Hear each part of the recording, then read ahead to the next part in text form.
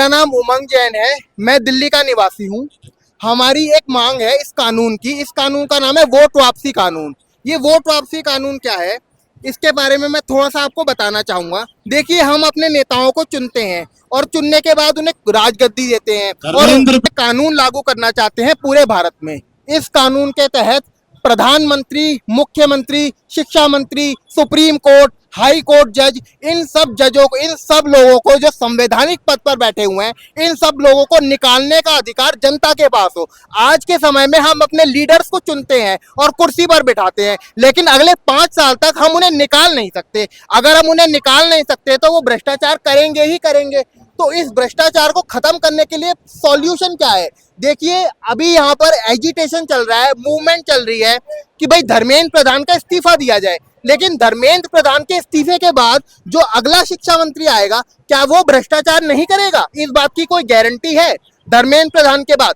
तो देखिए, इसके लिए सॉल्यूशन है वोट वापसी कानून, वोट वापसी शिक्षा मंत्री कानून। वोट वापसी शिक्षा मंत्री कानून यदि भारत में लागू हो जाता है तो कोई भी शिक्षा मंत्री भारत में भ्रष्टाचार करने की हिम्मत नहीं करेगा, क्योंकि वोट वापसी का कानून एक लटकती हुई नंगी तलवार है नेता के सर पर। यदि वो भ्रष्टाचार करने की कोशिश करेगा तो ये तलवार उसका सर काट देगी, अर्थात भ्रष्टाचार कर ही नहीं सकता वो।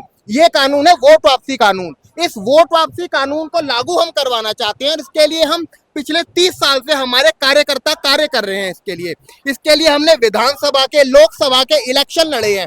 करीब पूरे भारत में 300 लोग इलेक्शन लड़ते हैं इस कानून के लिए, इस कानून की मांग करने के लिए। ये कानून यदि भारत में एक बार आ जाए तो नेता, जज और पुलिस कमिश्नर, इलेक्शन कमीशन, सबकी गर्दन भारत के नागरिकों के पास आ जाएगी और यदि वो भ्रष्टाचार करेंगे तो उन्हें निकाल दिया जाएगा केवल 15 दिन के अंदर अंदर। इसीलिए वो भ्रष्टाचार करने की कभी हिम्मत ही नहीं करेंगे। यदि हम उन्हें निकाल सकते होते और उन्हें जेल भेज सकते होते तो वो भ्रष्टाचार करने की कभी हिम्मत ही नहीं करते। लेकिन अभी वो भ्रष्टाचार क्यों कर रहे हैं? क्योंकि जनता का उन पर कोई कंट्रोल ही नहीं है। जनता सिर्फ चुनती है और निकाल नहीं सकती।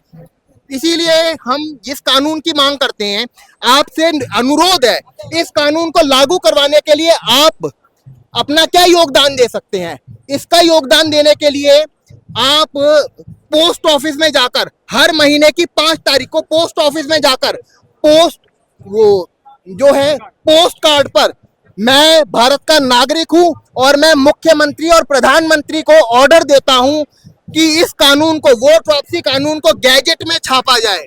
यदि ये कानून गैजेट में छाप दिया जाता है तो ये कानून बन सकता है और ये कानून को पार्लियामेंट से पास कराने की कोई आवश्यकता नहीं है, क्योंकि प्रधानमंत्री और मुख्यमंत्री स्वयं कानून बना सकते हैं भारत के अंदर गैजेट अर्थात राजपत्र के माध्यम से। उनको पार्लियामेंट की कोई आवश्यकता नहीं है, पार्लियामेंट के अप्रूवल की। और इसीलिए ये कानून अगर आ जाए भारत में तो शिक्षा मंत्री के इस्तीफे की कोई जरूरत ही नहीं रहेगी, क्योंकि यदि कोई शिक्षा मंत्री भ्रष्ट होगा, कोई प्रधानमंत्री भ्रष्ट होगा या कोई नेता या कोई जज भ्रष्ट होगा तो जनता उसे कभी भी निकाल के सजा दे सकती है ये इस कानून की। हम इसमें कहना चाहेंगे कि अभी आवाम चाहती है कि देश के अंदर वोट वापसी का कानून आए, लेकिन क्या है कि वो कोई एक्शन नहीं ले रही है। एक्शन ले, आप उनको टेलीफोन करिएगा, व्हाट्सएप करिएगा, मेल करके लिख लिएगा वोट वापसी का कानून गैजेट में छापे। उसके लिए हम हर महीने प्रधानमंत्री, मुख्यमंत्री, निगम पार्षद, विधायक सहित को ये पोस्ट कार्ड लिखते हैं। ठीक है, ये पूरा हर महीने लिखते हैं। अगर 1% आवाम भी अगर ये लिख देगी तो फिर ये कानून गैजेट में आ जाएगा। तो हम सभी से निवेदन करेंगे कि ये हर महीने आप पोस्ट कार्ड लिखें, ये चीज़ है। और दूसरी चीज़, अगला जो चुनाव जो होता है वो बैलेट पेपर से हो, क्योंकि क्या है ईवीएम मशीन के अंदर ये 2017 से पहले ये वाइट और ट्रांसपेरेंट गिलास था। तब आप जिसको भी वोट देते थे उसकी पर्ची दिख जाती थी। अब ब्लैक गिलास कर दिया। अब इसमें क्या होता है, लाइट जलेगी आपको तभी आपकी पर्ची दिखेगी। ठीक है, अब इसमें क्या होता है कि 2 जने अगर लगातार किसी एक पर्टिकुलर बंदे को वोट देते हैं तो लाइट जला के उसको पहले की पर्ची दिखा देते हैं, क्योंकि लाइट बंद होके ब्लैक गिलास से पीछे क्या हो रहा है तो पता नहीं। भारत में सॉल्यूशन चाहते हैं। और लास्ट पॉइंट है, हमने इलेक्शन कमीशन को 40,000 रुपये का डिमांड ड्राफ्ट भेजा है कि वो अपनी मशीन हमें दे दे, हम अपना प्रोग्राम डाल के अंदर एक पक्ष के अंदर ज़्यादा वोट करके उसको मैनिपुलेट करके दिखा सकते हैं, लेकिन उन्होंने अभी तक हमें अपनी मशीन नहीं दी। ठीक है, तो ये हमारा एक मत है, वो सब चीज़ें उसके लिए हम ये पोस्ट कार्ड वगैरह लिखते सकते हैं। बाकी आपको कोई प्रश्न पूछना है? हाँ, जैसे इस बार पंजाब में बैलेट पेपर से वोट हुए थे, तब भी ये दावा किया गया था कि जो वोटिंग हुई है उसमें घपला किया गया है। जी, अगर देखो बैलेट पेपर से अगर चुनाव होता है तो क्वेश्चन आता है कि मतपेटियां लूटी जाती है। ठीक है, तो मेरा सवाल ये है, अगर मतपेटी लुटती है कहीं पर भी तो वहाँ पुलिस क्या कर रही थी?